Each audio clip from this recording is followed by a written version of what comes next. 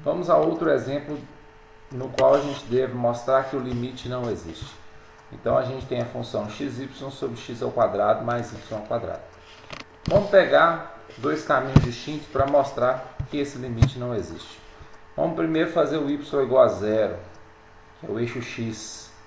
Fazendo o y igual a zero, essa nossa expressão vai ficar zero sobre x ao quadrado, que é igual a zero. Logo, o nosso limite é zero. Suponhamos que desse x sobre y sobre x. Eu ia substituir o valor de y e x pelos valores indicados no nosso limite. Como fazendo y igual a zero, a gente já resultou, né? A gente já conseguiu um valor constante, então logo esse já é o nosso limite. Se a gente usar no segundo caminho o x igual a zero, essa expressão ela vai apresentar o zero como resultado de novo. E o zero como resultado não nos interessa porque seria o mesmo resultado que a gente encontrou no primeiro caminho. Então vamos pegar um segundo caminho diferente de x igual a zero. Vamos pegar um segundo caminho, por exemplo, y igual a x. Se y é igual a x, substituindo o y por x nessa expressão, em cima vai ficar x vezes x, x ao quadrado. Embaixo x ao quadrado mais x ao quadrado, 2x ao quadrado. Cancelando x ao quadrado, resultado 1 meio. Logo, o limite dessa expressão é igual a 1 meio, que é diferente do resultado que a gente encontrou em cima. Então, o limite não existe. Então, y igual a zero deu zero, y igual a x deu meio. Então, eu usei um outro caminho. Poderíamos ter usado, por exemplo, y igual a 3x, y igual a 4x, e por aí vai. A gente poderia variar, né, os caminhos de tal forma que a gente encontre resultados diferentes. Analisar a continuidade de uma função. Analisar a continuidade de uma função é basicamente a mesma coisa que a gente fazia no cálculo 1. Para uma função ser contínua, ela deve estar definida no ponto. O limite deve existir nesse ponto.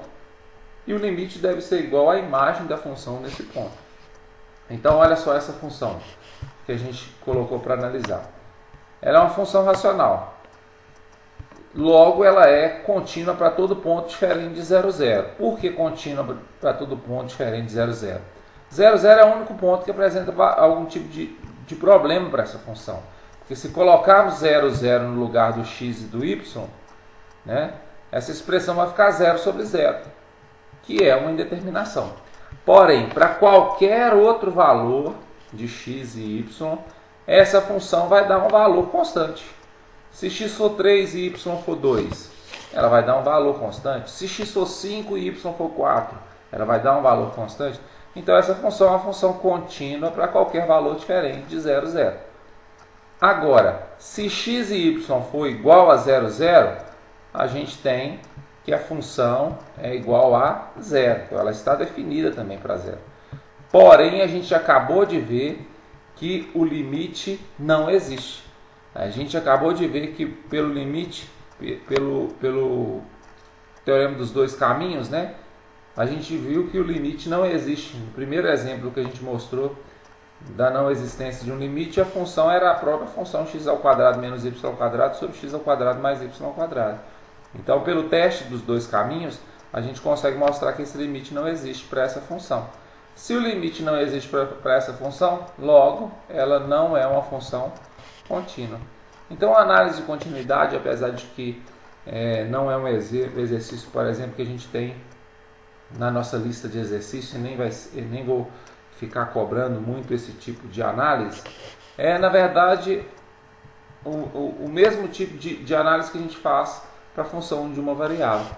Perceber se ela está definida para todos os pontos do domínio, perceber se existe o limite, e perceber se esse limite é igual à imagem da função nesse ponto, né?